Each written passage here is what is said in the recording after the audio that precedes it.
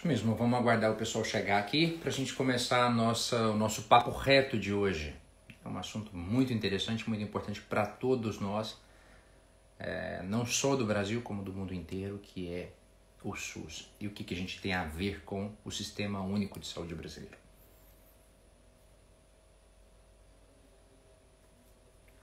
Muito obrigado pelas pessoas que já estão aqui aparecendo.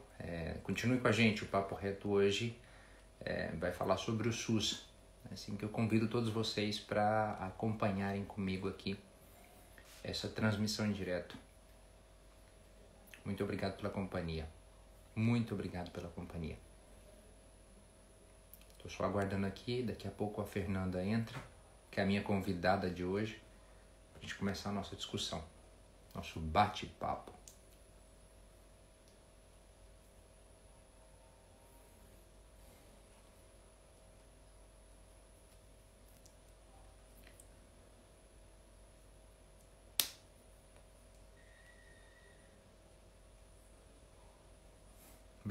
Obrigado galera que está acompanhando aqui, está começando a seguir a gente. A discussão de hoje é uma discussão que chama a atenção de todos nós, é uma discussão que é muito importante para todos nós brasileiros, porque a gente precisa participar. Olha só, a Fernanda já está chegando aqui. O Instagram fazer a conexão. Olha só que maravilha, gente. E aí, Hugo? Sair, prazer de receber a Fernanda aqui. Tem muito tempo que eu não vejo pessoalmente, desde 2015. A gente mantém contato pelas redes sociais, a gente conversa bastante pelas redes sociais, inclusive compartilhando as agonias da vida. Mas, pessoalmente, já tem muito tempo que a gente não conversa. Boa noite. Obrigado, Fernanda, por aceitar o convite de participar aqui comigo, da gente debater esse tema que é tão importante para todos nós. Eu estava conversando com a galera que está entrando aqui enquanto você não chegava, e o SUS é muito importante na vida de todos nós, independente se a gente está no Brasil ou não está no Brasil, mas o SUS é muito importante. Então, muito bem-vinda, né, para esse bate-papo. Hugo, eu que estou muito feliz, acho que vai ser muito mais um papo de amigos do mestrado, penso eu, para a gente matar um pouco a nossa saudade dos tempos que a gente falava muito de políticas públicas, e o SUS é uma política pública importante, robusta, e que muito está sendo falada nesse momento que a gente está vivenciando de crise, não só sanitária, mas de crise econômica, crise social, e que a gente sabe que são reflexos de formas que a gente tem desenvolvido dentro da sociedade, numa lógica de um sistema predatório, explorador, capitalista, e que o SUS ele é uma resistência disso, né? Isso mesmo, Fernanda. Antes da gente começar o nosso bate-papo, que eu tenho certeza que vai ser um pouco quente, porque a gente vai rever muita coisa aqui dos nossos papos da época do mestrado. Para quem não sabe, eu conheci a Fernanda quando a gente fez mestrado junto. Deixa eu te apresentar para a galera, né? A Fernanda é graduada em Educação Física e em Ciências Sociais, com habilitação em Políticas Públicas pela Universidade Federal de Goiás. Mestre em Ciência Política também pela UFG e doutora em Ciências Sociais também pela UFG. Além disso, ela é servidora no Estado de Goiás, servidora pública do Estado de Goiás, e hoje em dia ela se dedica dentro da Secretaria Estadual de Saúde aos temas dos ciclos de vida. E ela vai explicar para a gente como é que funciona isso daí, né? E além disso, antes de a gente começar o nosso bate-papo, eu sempre gosto de lembrar, e eu falei isso aqui ontem, né? Que os temas que eu escolhi para bater papo com esses amigos é um papo muito mais de amigos, por isso eu convido todo mundo a participar comigo, a compartilhar, a mandar para os seus outros amigos aí enquanto a gente está aqui conversando. Essa relação entre os temas e os objetivos do desenvolvimento sustentável, né? A gente está na Agenda 2030, ela está presente na nossa vida, apesar de a gente falar muito pouco dela no Brasil, né? 2030 está chegando, a gente já está em 2020, apesar do ano estar muito conturbado, a gente não pode deixar de lado os 3 P's, que são as pessoas, o planeta e as parcerias. E o SUS, eu tenho certeza que a Fernanda vai contar para a gente que ele tem um papel importantíssimo nisso, porque inclusive há um objetivo muito específico para falar de saúde, de bem-estar e de não deixar ninguém para trás nesse nosso mundo em comum. De novo, muito bem-vindo. Acho que eu não esqueci nada não, né, Fernanda, da sua apresentação, porque seu currículo ele é um currículo muito interessante. Por isso você foi convidada, além de ser uma amigaça, você tem um currículo aí e tem autoridade para falar sobre esse assunto com a gente. E um percurso assim de trânsito em várias áreas, né? Que eu acho que é a cara da saúde coletiva, que é o que a gente vai falar um pouquinho aqui também. Que eu transitei entre a educação física, depois eu fui para ciências sociais, mesmo estando no doutorado em sociologia, mas eu estava com um olhar na sociologia da saúde, então minha pesquisa de doutorado foi pensando dentro da linha de sociologia da saúde, e eu acho bacana você trazer essa questão dos ODS, né? Muitas pessoas ainda não conhecem os ODS. Na Secretaria de Saúde, inclusive, ele está vinculado numa coordenação, dentro da coordenação de promoção da saúde, então tem uma coordenação de desenvolvimento sustentável dentro da Secretaria de Estado da Saúde, para fazer essas articulações do campo da saúde, pensando no desenvolvimento de cidades saudáveis, sustentáveis. E aí, tudo isso que você está me falando, estou lembrando de tudo que é a prática rotineira do SUS, dentro do campo da saúde, na gestão em saúde, tentando atrelar com essa Agenda 2030. Fernanda, Até você me falando isso, sim, sim, sim. até você me falando disso, e aí você mencionou a questão dos ciclos de vida. Desde janeiro eu estou nessa área, que é dos ciclos de vida, que responde pela atenção integral à saúde das populações dentro dos ciclos de vida, ou seja, da infância até a velhice. Então, corresponde a todo esse movimento, né, da infância, adolescência, a vida adulta e a velhice, como que a gente pode assistir de forma integral essas populações, esses grupos. E aí, além disso tudo, o SUS tem uma preocupação de fazer as intersecções em relação às questões étnicas, raciais, de gênero, de sexualidade, que permeiam todos esses ciclos.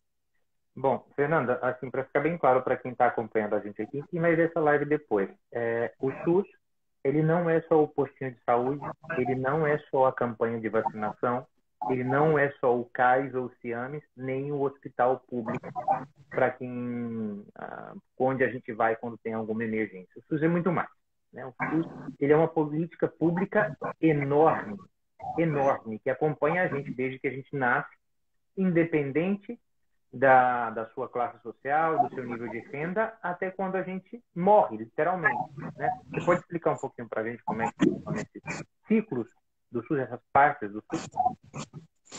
Então, o Sistema Único de Saúde, vou falar um pouquinho então do contexto histórico, até a gente chegar nesse modelo, que é considerado o melhor modelo, né, de sistema de saúde no mundo.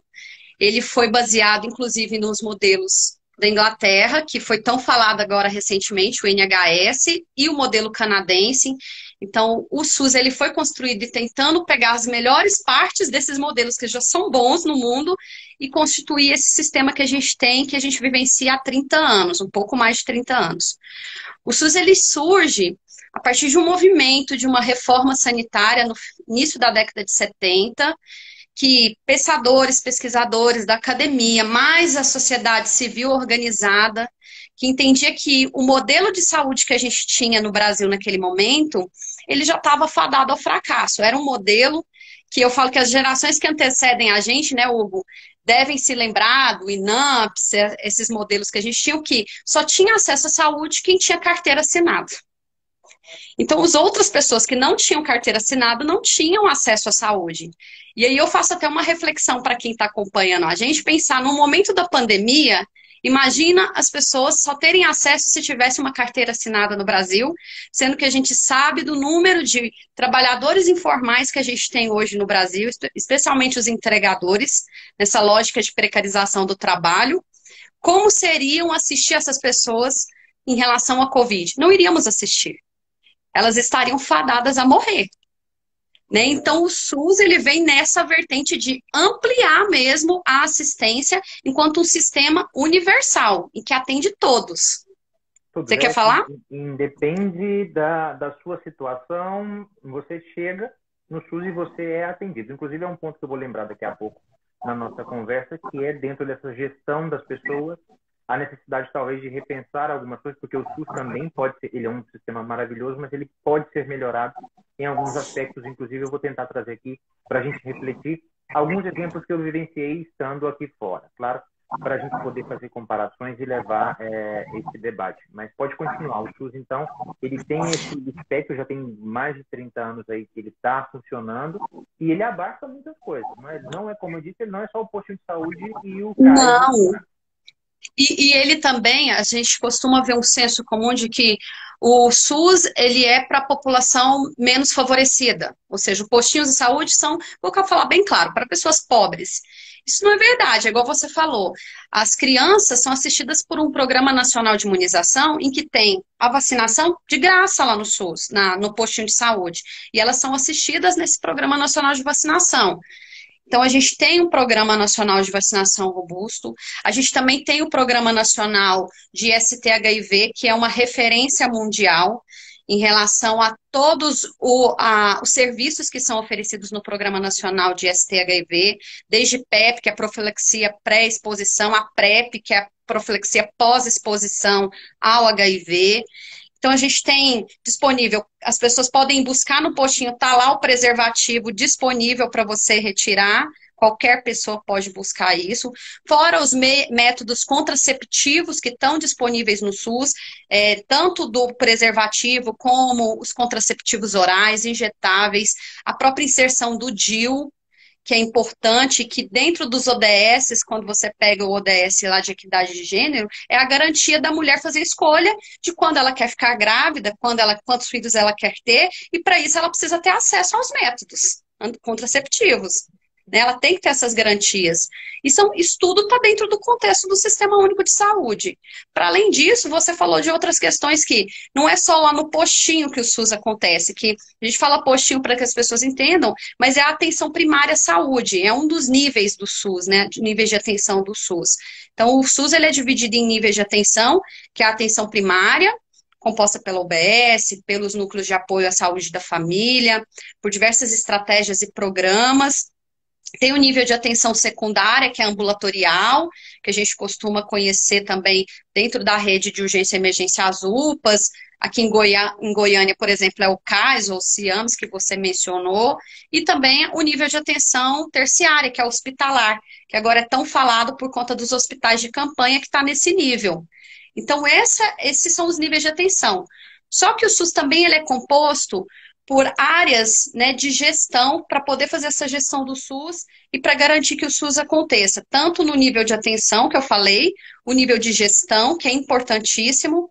Se a gente não tem uma gestão articulada para garantir recursos humanos, insumos, né, equipes para poder fazer toda essa logística, operacionalização do SUS, a gente percebe isso agora quando analisa muitas coisas em relação à pandemia que fala, olha, está faltando, a gestão está devendo isso ou aquilo.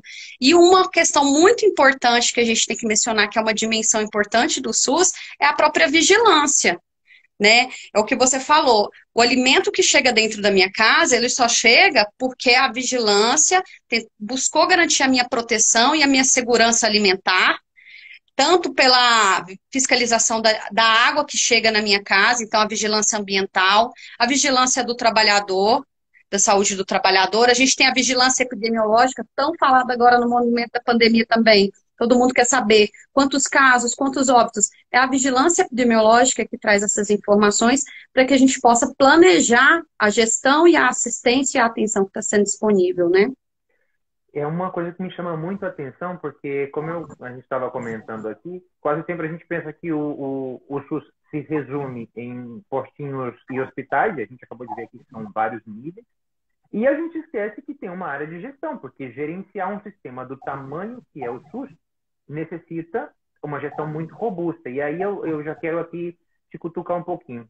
Nesse ponto, talvez a gente ainda esteja pecando no SUS, que é conseguir coordenar melhor e ter uma gestão mais eficaz, inclusive usando mais ferramentas tecnológicas, investindo mais, que parece que essa palavra vem quase como demoníaca, falar em investir mais quando a gente só fala em cortar no Brasil.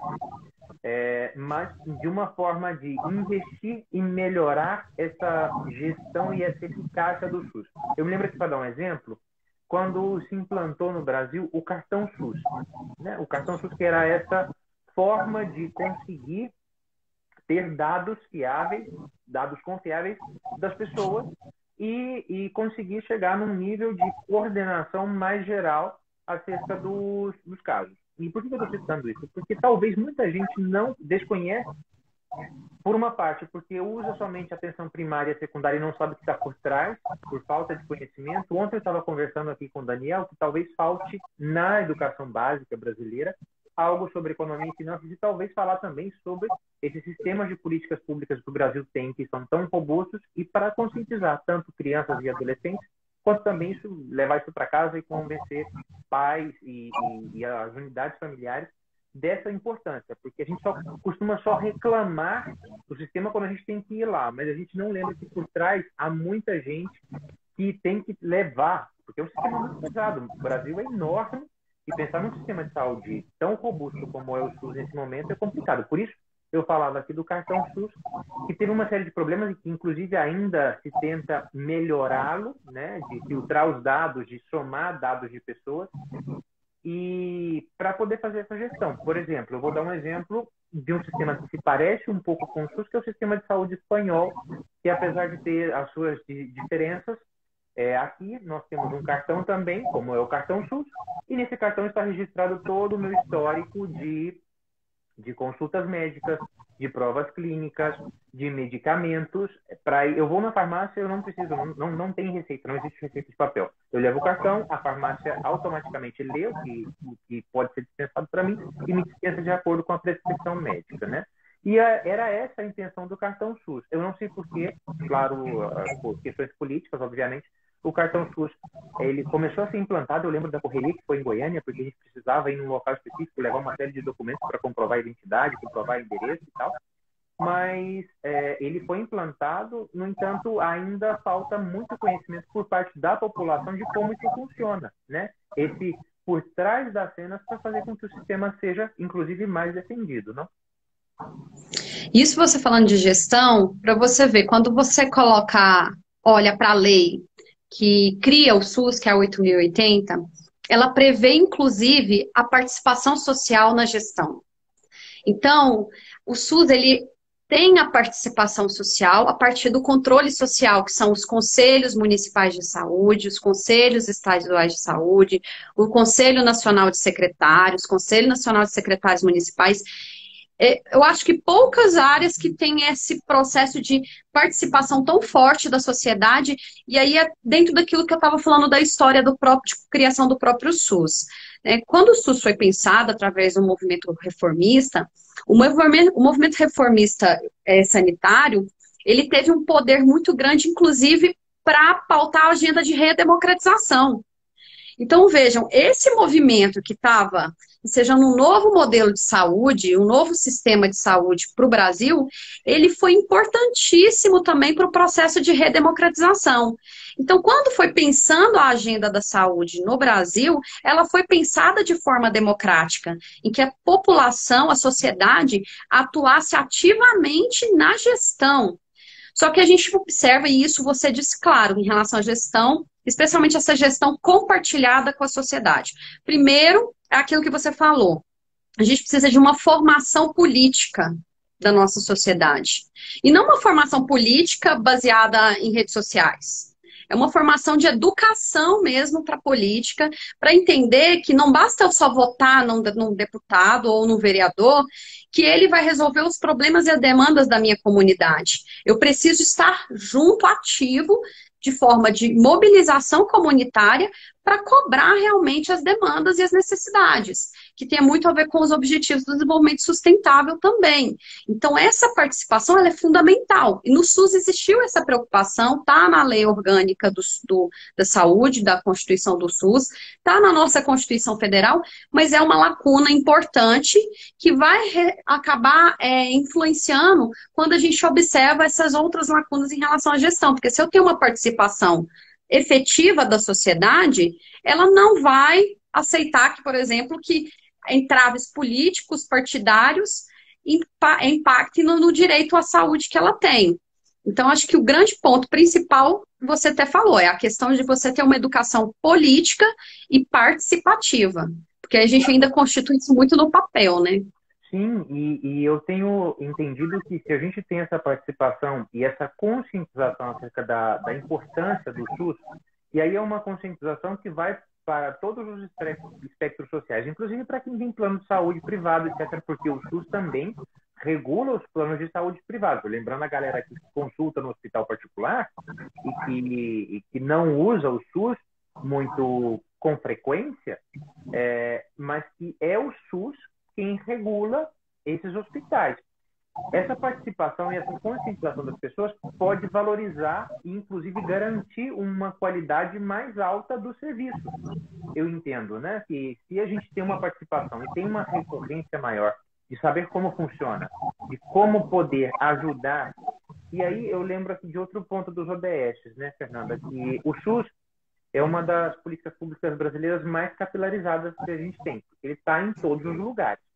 E um dos pontos principais que todos nós que falamos dos Objetivos de Desenvolvimento Sustentável todos os dias é que isso não é um plano que está na nuvem, não é um plano que está pairando, ele está no bairro, no local, na sua rua, na sua cidade, e o SUS ele tem esse papel também de estar aí, está muito capilarizado.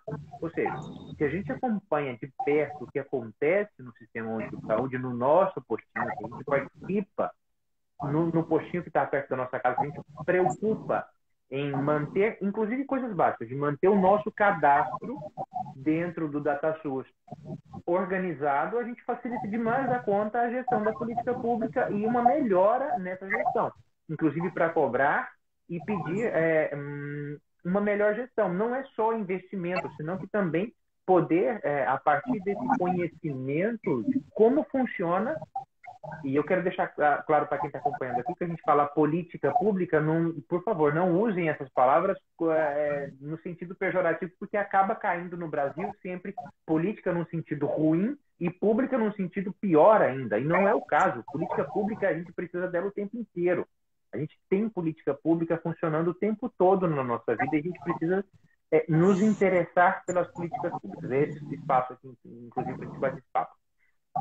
E eu falava aqui acerca dessa necessidade da participação cidadã, então, mais efetiva, não só das classes mais baixas, dos pobres, que usam o SUS diariamente ou com mais frequência, mas também dos outros níveis sociais, porque o SUS ele é importante, ele que garante, ele que faz com que funcione a nossa vida no Brasil, posso dizer assim, se eu não estiver exagerando muito, porque no final das contas ele gerencia muitos aspectos de tudo isso. E a pandemia deixou isso muito claro, porque se nós não tivéssemos o SUS funcionando como ele funciona, e olha que ele aguentou muito o rojão, sobretudo porque agora a gente tem um nível nacional uma cefalia, levando em consideração que o ministro da Saúde é quem gerencia, apesar de ser um sistema compartilhado, é ele quem gerencia boa parte das políticas públicas que vêm de cima para baixo, do governo federal para os estados e municípios, não?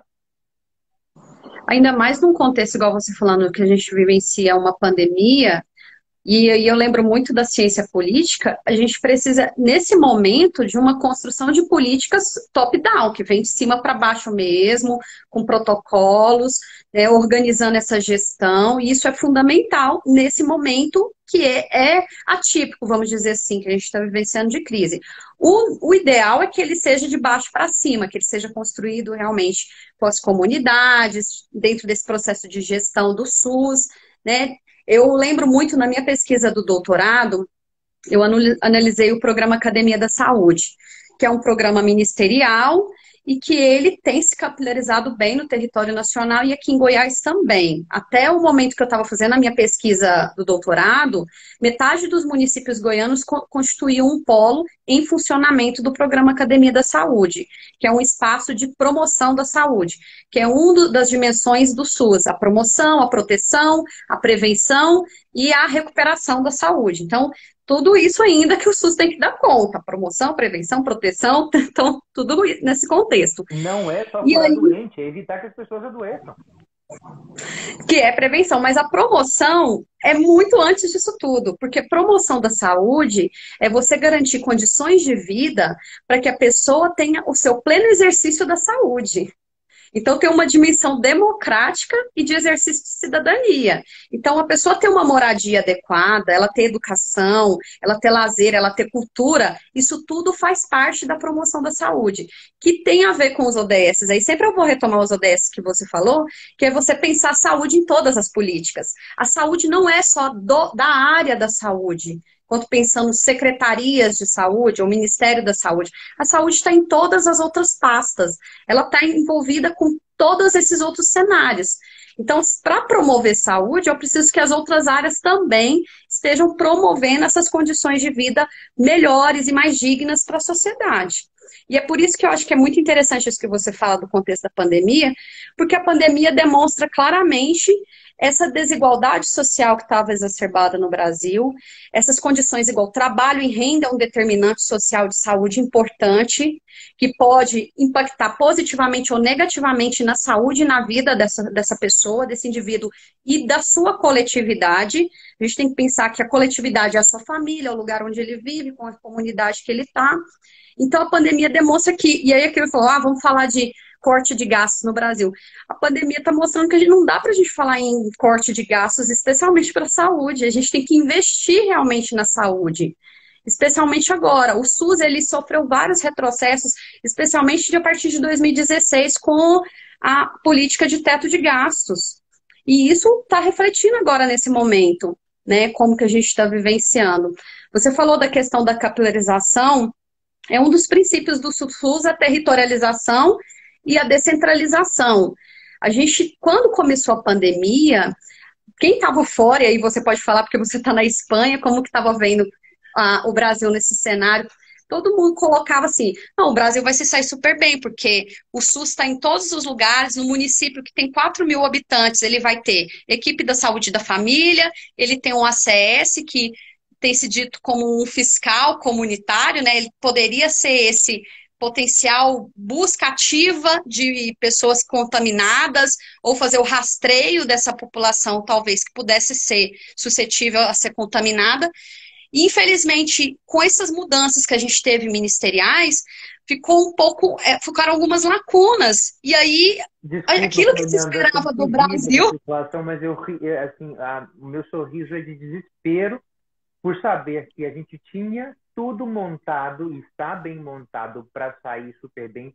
E ontem eu estava aqui lamentando as mais de 100 mil mortes e hoje eu volto a fazer isso, né? A gente solidariza com essas pessoas. Por sorte, ninguém na minha família foi acometido pela Covid, mas dói ver que outras 100 mil famílias no Brasil estão sofrendo o luto da perda de vidas que não deveriam ter sido perdidas por conta da pandemia. E aí, voltando aqui, o SUS, ele tem essa capilaridade, ele tem todos os instrumentos, inclusive aqui fora. A Espanha, agora, para dar um exemplo, a Espanha está contratando emergencialmente rastreadores, que é uma coisa que o Brasil já tem, o agente comunitário de saúde, que é aquele carinha que entra na sua casa, para você, se você não sabe essa sigla, é aquele carinha que entra na sua casa para verificar se você está deixando pote de água para criar dengue, e verifica esses assuntos e acompanha quase que mensalmente a evolução da saúde na sua casa. E o Brasil já tem essa rede montada. Então dói, meu sorriso é de desespero de saber que a gente tinha tudo para sair da pandemia muito tranquilamente, e por conta dessa acefalia, e aí, usando todos os exemplos do mundo, e eu posso dizer isso com alguma propriedade por ter acompanhado de fora o que estava acontecendo, os países que entraram mal e que saíram mais ou menos bem, ou que saíram bem, foram aqueles que centralizaram, por conta da necessidade da emergência sanitária, centralizaram as decisões no Ministério da Saúde. Foi o que aconteceu, porque a Espanha, eu não sei se você sabe, Fernanda, e a galera que está aqui nos acompanhando, a Espanha tem um sistema parecido com o sistema brasileiro, né? O Ministério da Saúde, as comunidades autônomas têm o seu papel descentralizado de gestão da saúde e os municípios também. Declarada a emergência sanitária aqui, o estado de alarme, toda a gestão foi centralizada no Centro de Gestão de Crises Sanitárias do Ministério da Saúde, ou seja, todas as gestões de hospitais públicos e privados de qualquer território espanhol passava pelo Ministério da Saúde, porque assim, se fosse necessário, inclusive, a empresa estatal espanhola de trens, a Renfe, habilitou trens de alta velocidade como trens UTI para transferir pessoas de uma cidade a outra, porque os focos eram focos muito difusos. Madrid e Barcelona tiveram muitos focos e se houvesse a necessidade, não houve, por sorte não houve essa necessidade, essas pessoas seriam transferidas, por exemplo, para a província de Huelva e para outras províncias em que os hospitais não estavam saturados. Mas por que isso foi... por que se conseguiu isso? Porque houve uma gestão centralizada do processo. Claro, o processo democrático que a gente está conversando aqui desde o começo, na gestão rotineira, na gestão cotidiana, ele é essencial e ele é o lógico. Mas nesse aspecto, nesse contexto de pandemia, a gente precisa centralizar as decisões. E foi justamente o que não aconteceu no Brasil. O Brasil disse para o mundo, olha só, a gente vai fazer tudo o que não tem que fazer nesse momento, que é ficar sem ministro da saúde e não conseguir gerenciar a crise desde cima. Porque seria muito mais fácil, eu quero a sua opinião, Fernanda, se Brasília tivesse criado um mega centro de gestão dessa crise, ali 24 horas por dia, acompanhando todos os casos e gerenciando toda a rede do SUS e a rede privada, porque isso era passível de ser feito. E, claro, eu acho que a gente teria evitado muitas e muitas mortes e esse bate-boca que virou, né, inclusive continua ainda, sobre quem deveria fechar ou não fechar, abrir ou não abrir, como funcionar, criar hospitais de campanha que nem sequer ainda foram inaugurados no Brasil. Né? Então, o SUS, como você falou, a gestão, ela é pelos 3 entes federativos, né? Municípios, estados e o governo federal, né? O nível federal. É importante que tivesse sido fortalecida essa rede estruturada entre os 3 entes. O que a gente foi percebendo ao longo do processo é que não vou dizer do próprio Ministério, porque houve uma tentativa e o Ministério tem excelentes técnicos que estão lá, né, segurando todo esse processo com a gente, vou falando do nível de estados e municípios, mas precisaria dessa representação de fortalecer essa gestão interfederada para que pudesse articular essa rede entre os 3 entes. O que aconteceu? Chegou um momento, e todo mundo que está aqui, que convive com a questão do Brasil chegou um momento em que o nível federal, e não especificamente do próprio Ministério da Saúde, queria uma forma de conduta que não era dentro daquilo que está dentro do contexto de ciência, do que estava preconizado pela OMS, e aí os estados e os municípios meio que romperam nesse processo, e a gente teve uma disputa até judiciária nessa condição. E aí, quando houve essa ruptura, ficou, não, então o judiciário falou que os estados e municípios que se virem e eu vou deixar do jeito que está. E não é assim que se faz gestão. Gestão se faz articulada, especialmente no SUS, porque isso já está previsto que tem que ser articulado entre os 3 entes, né, junto com o controle social, como eu mencionei. Então, a gente viu algumas rupturas que afetaram realmente essa gestão articulada e compartilhada. Né, em relação à pandemia. Eu queria deixar claro aqui, Fernanda, desculpa te cortar, mas assim, para ficar claro que se a gente tem uma figura de um ministro que consegue articular e conversar com os secretários estaduais e municipais de saúde dentro de um contexto científico, valorizando a importância dessas redes, fica muito mais fácil gerir do que começar a briga. Eu sei que o Ministério, assim como o Ministério da Educação e o Ministério da Saúde, tem bons quadros técnicos que aguentam o rojão de estarem acéfalos e continuarem tocando a vida, tocando os programas e fazendo com que eles funcionem, mas essa figura pública, e é o que está faltando talvez aí, a gente pode discutir isso em outro momento, essas figuras públicas que somem ideias, que aglutinem as pessoas em torno de objetivos comuns. Qual seria o objetivo na pandemia? Evitar o máximo de danos possíveis. E não ficar nessa cefalia louca e essa falta de coordenação. Eu tenho certeza absoluta, eu posso falar isso assim, talvez de olhos vendados, que um bom ministro da saúde, se tivesse tato político para conversar com os secretários estaduais de saúde e com os secretários municipais, teria conseguido gerenciar a questão do isolamento social, os protocolos todos que o SUS tentou colocar em funcionamento no Brasil de uma forma muito mais tranquila, sem esses roces, sem esses atritos por assim dizer, entre os entes federativos, porque como o SUS é compartilhado, muito melhor conversar e chegar a um acordo, ter o que eu chamaria aqui dessa central de acompanhamento da crise, porque também a gente sabe que a pandemia foi... O Brasil é grande demais, então a forma como a pandemia se alastrou no Amazonas e em São Paulo foi diferente da forma como se alastrou no Mato Grosso e em Goiás. E, claro, todas essas experiências compartilhadas e conversadas e 24 horas por dia sendo acompanhadas a partir de um núcleo central coordenado, seria muito mais fácil, não? E eu até estava lembrando do início da sua fala, né? Quando a gente vai articular a gestão da saúde, e a gente está falando de gestão da saúde pensando na gestão do próprio Sistema Único de Saúde, que tem no seu princípio a universalidade, a integralidade, eu fico muito preocupada, e isso está demonstrado nesse momento da pandemia, com aquela lógica de que todos nós estamos vivenciando a pandemia como se ela fosse uma coisa democrática. No entanto, ela não é, porque as condições sociais, elas nos distinguem. Né? A desigualdade social, ela nos distingue dentro do contexto de uma pandemia. E o SUS tem essa preocupação quando ele traz o princípio de equidade, que tem a ver com os ODS também que você já mencionou. É em você olhar que aqueles que estão mais vulnerabilizados, como que eu posso protegê-los e garantir com que eles não sejam atingidos de forma mais severa ou com maior agravamento em relação não só à Covid, mas a qualquer outro tipo de agravo ou doença, né? E aí isso fica claro quando você falou bem no início de ninguém fica para trás, né? Que é uma questão do que os ODS vem trazendo como lema. E a gente acaba que no último sábado a gente deixou 100 mil pessoas para trás nesse processo.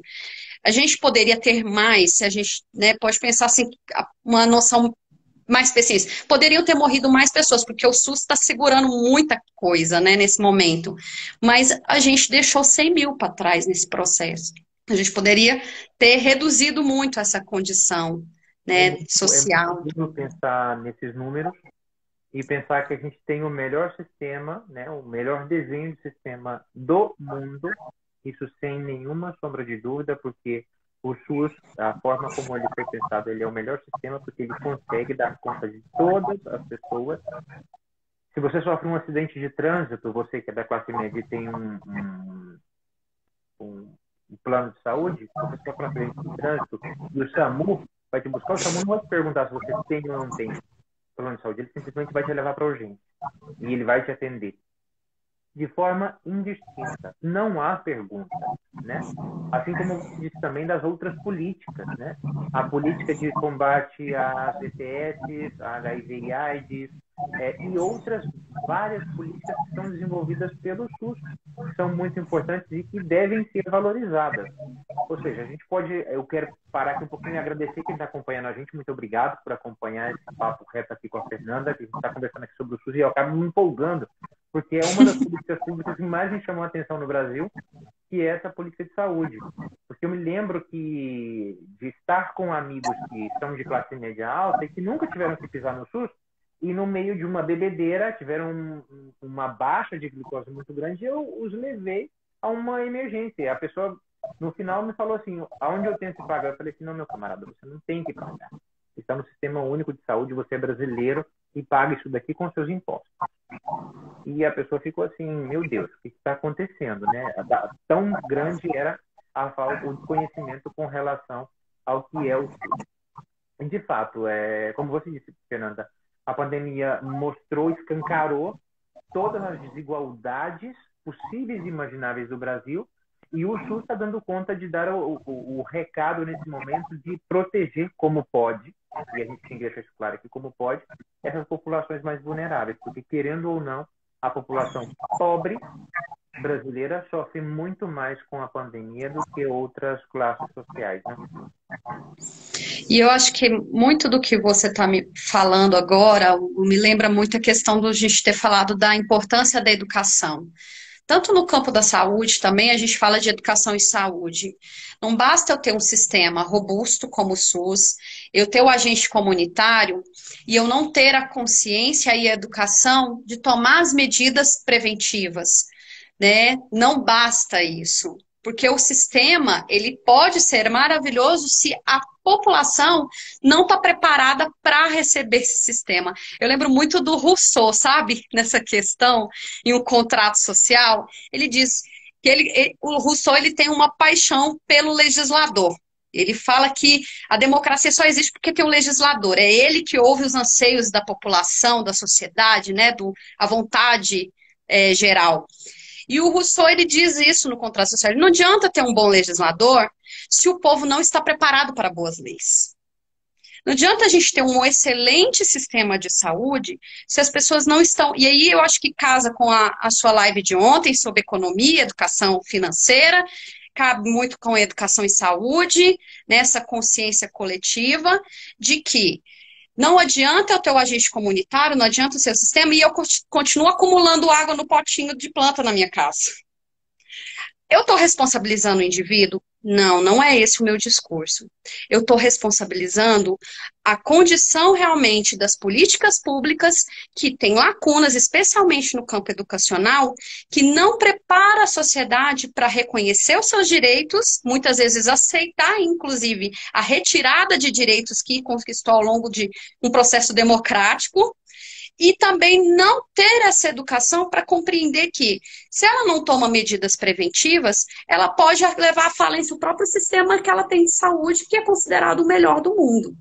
Né? Então, acho que a gente precisa ter esse olhar também. Isso é super importante, né, Fernanda? Sobretudo, aí você tocou num ponto que é muito específico, é muito brasileiro, né?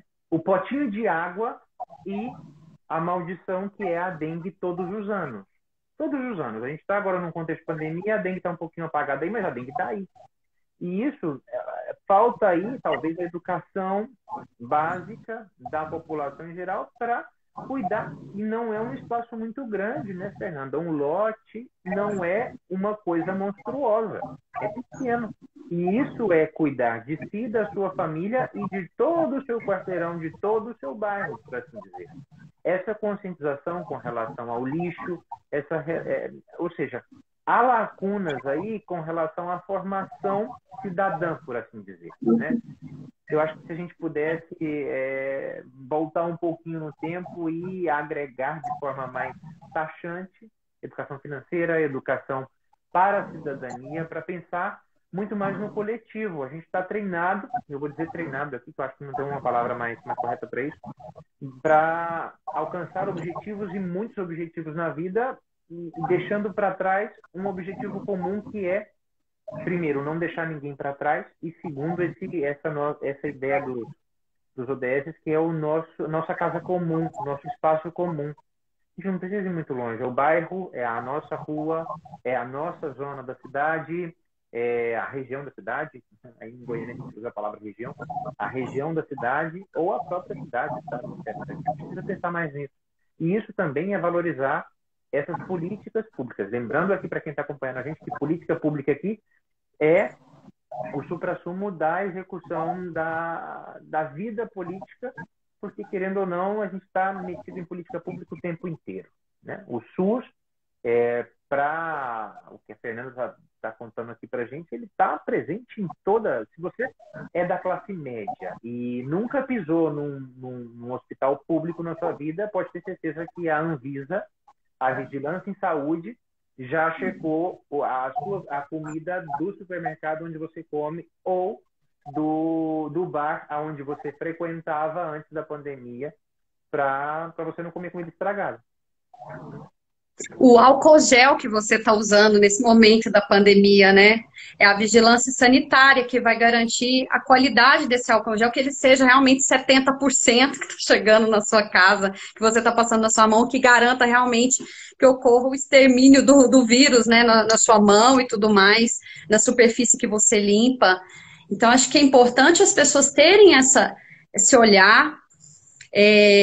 Dentro lá da gestão, né, que eu estou na Secretaria de Saúde, desde que eu passei no concurso, já vão fazer 13 anos. Quando eu cheguei, eu fui direto para o hospital, tive uma vivência de mais ou menos 3 anos dentro do hospital, depois eu fui para o nível de gestão, que é essa parte que vai cuidar da qualificação, melhoria dos serviços, né? Primeiro eu fui para a vigilância, depois eu fui para a área de atenção, que é a que eu estou agora, que é do ciclo de vida. Então, assim, a experiência de passar por esses lugares, e assim, eu não, jamais eu vou dizer que eu entendo do SUS, plenamente não entendo. Tem muitas nuances do SUS que demandam muito estudo, muita vivência, muita experiência. Mas a grande questão que a gente observa dentro do próprio SUS é a qualificação dos profissionais, ela é importantíssima, não só para assistência, mas para um olhar realmente para a equidade, para esse olhar das populações dentro de uma diversidade, porque tem pessoas que não chegam no postinho da saúde porque elas não se reconhecem como gente, como pessoa. Né? Isso a gente vê muito em relação à população em situação de rua, ou a própria população negra, que não chega nessas unidades, não tem essa atenção, essa assistência, a população LGBT, né? Então, a gente precisa realmente trabalhar com os profissionais também, qualificados para garantir que todos, já que o SUS diz que é para todos, que todos realmente tenham o seu direito à saúde garantidos. Né? Eu acho que isso é muito importante também a gente pensar nessa educação em saúde, nessa formação, de uma forma em que os profissionais, eles não criem barreiras institucionais para as pessoas, mas que elas consigam acolher essas pessoas dentro do sistema. E além desse acolhimento, quando a gente fala da presença do SUS, essa defesa eu acredito que tem que ser uma defesa de cima para baixo, de baixo para cima, horizontal, vertical, porque na hora do vamos ver, como é agora numa pandemia, que é uma das piores pandemias dos últimos 100 anos, se não a pior dos últimos 100 anos, é que a gente vê o tanto que é importante ter um sistema que pode receber qualquer pessoa que procure. Qualquer pessoa, né? Porque você pode ir no seu hospital particular e pode ter o atendimento negado, enrolado, mas se você for ao SUS, o atendimento vai acontecer, né? E essa valorização, né, Fernanda? Eu sei que acho que não existe nenhum especialista 100% no SUS, porque o SUS é enorme. Né? O SUS ele é muito grande. Então, a gente sempre vai saber um pouquinho de cada área e tentar aí encaixar como ele funciona e de que forma ele funciona. Mas a defesa do SUS ela tem que ser uma defesa de todos os brasileiros. Ela tem que ser uma defesa de todos nós, todos os dias, por assim dizer, porque é o programa da hipertensão, é o controle da diabetes, é a luta contra a obesidade, que é um dos maiores problemas que você está acompanhando isso no ciclo de vida, eu imagino, nos tempos atuais. Ou seja, a gente tem vários e vários problemas e a saúde ela sempre vai ser mais necessária. É o pré-natal da gestante com qualidade para que a gente reduza a taxa de mortalidade infantil, a redução da taxa de mortalidade materna. Eu acho que é importante, que são indicadores que estão dentro dos objetivos da Agenda 2030, dos Objetivos do Desenvolvimento Sustentável.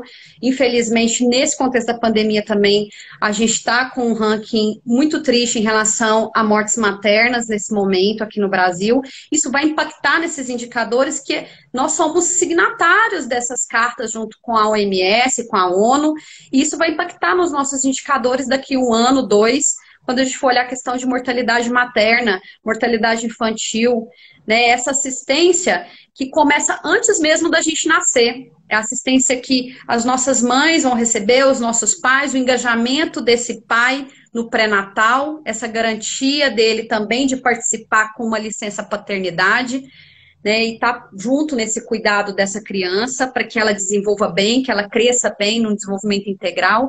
É a garantia de um acesso também para esse adolescente à cultura, ao esporte, que tem a ver como determinante social de saúde, em que esse adolescente ele, né, não seja ceifado a vida dele na juventude, porque a gente sabe dos impactos dos agravos de violências em relação aos adolescentes e aos jovens. Então, tudo isso está dentro do contexto do SUS, mas para além disso, acho que a gente precisa sempre ter essa noção de que a saúde, ela não é só do campo da saúde, ela é um campo de todas as políticas, de todas as áreas, né? É justamente por isso que eu quis conversar com você, Fernanda, porque desde quando eu te conheço, eu sei que você defende a ideia da saúde integral, né? Como você tem essa mescla maravilhosa entre a educação física, as políticas públicas, a sociologia, a ciência política, você conseguiu casar isso muito bem E deixar claro para todos nós que estamos aqui acompanhando você agora, e eu estou aqui batendo esse papo maravilhoso contigo, de que saúde não é só saúde, não é só médico e enfermeiro, galera. Saúde é educador físico, é agente comunitário, é o auxiliar administrativo que está lá na ponta da linha, te recebendo na porta do SUS. Toda essa galera está aí para fazer com que o sistema funcione. A gente já está caminhando para o final e eu queria só, porque você tocou numa coisa aqui que eu estava deixando passar, o papel da OMS, porque o SUS, como um sistema tão robusto, ele tem voz na hora, porque os seus profissionais são bons profissionais e ele tem voz dentro dessa Organização Mundial de Saúde.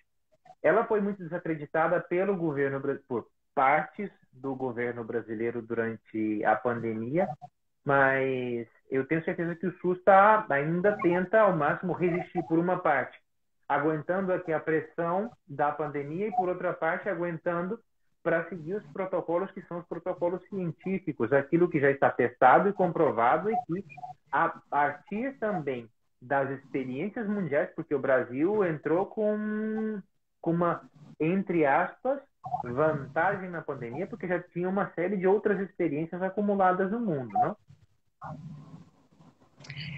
Assim, o que a gente observa, a OMS ela tem essa importância, mesmo que às vezes tem grupos que o neguem, a gente busca fazer, inclusive recentemente as notas técnicas do Ministério, elas estavam sendo construídas junto com a OPAS, que é um braço da OMS aqui no Brasil. Então, continua essa articulação, mesmo com as áreas técnicas do Ministério, elas ainda buscam as referências da OPAS e da OMS, né, os estados, assim, posso dizer pela realidade aqui nossa do estado de Goiás, a gente tem seguido dentro daquilo que a OMS tem preconizado, sim.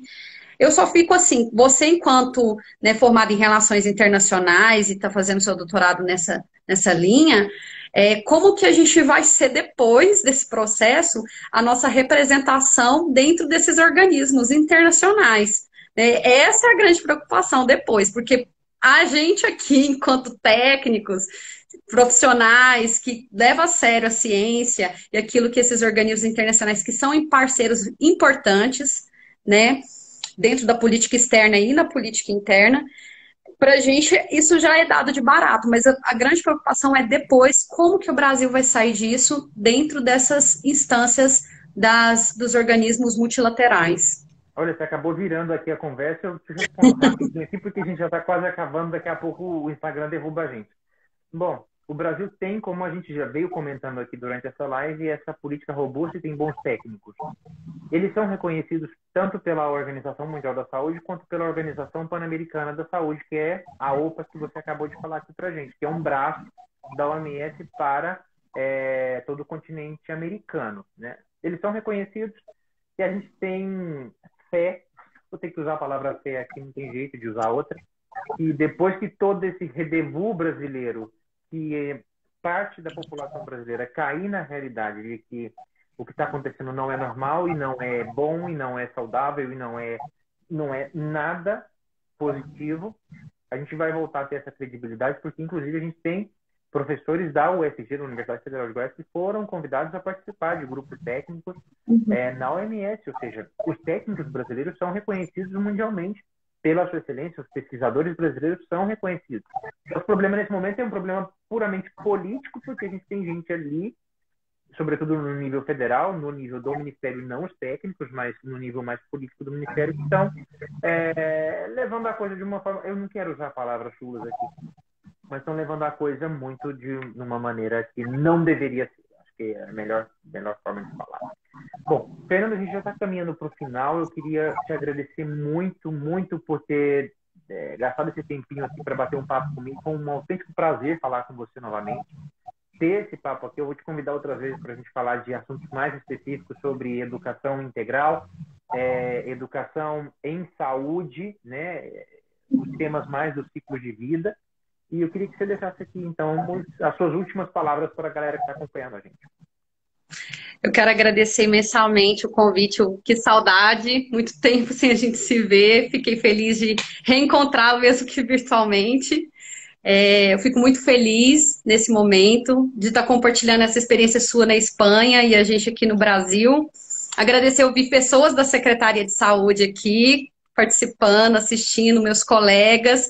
E eu fico muito feliz, espero que eu tenha, né, representado eles bem enquanto gestão estadual aqui, mas mais falando como uma pessoa que pesquisa, que tem essa luta pelo SUS, você mesmo falou, eu tenho essa condição de sempre estar lutando, querendo que o SUS se fortaleça, porque o SUS, ele, na verdade, é esse escudo democrático que a gente tem aqui no Brasil, que eu posso dizer assim.